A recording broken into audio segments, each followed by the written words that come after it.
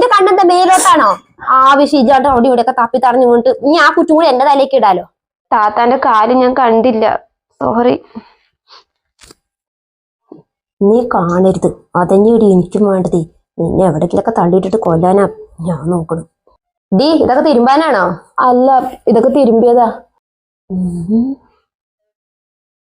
പുറത്ത് നല്ല വെയിലുണ്ട്, ഇതൊക്കെ ഒരു പണി കൊടുത്താലോ.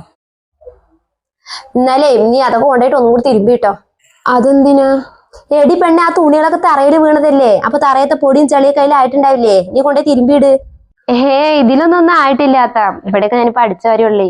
അത് നീയാണ് തീരുമാനിക്കുന്നത്, ഞാൻ പറഞ്ഞത് അങ്ങോട്ട് കേട്ടാ മതി. കൊണ്ടുപോയി തിരുമ്പാൻ നോക്ക്.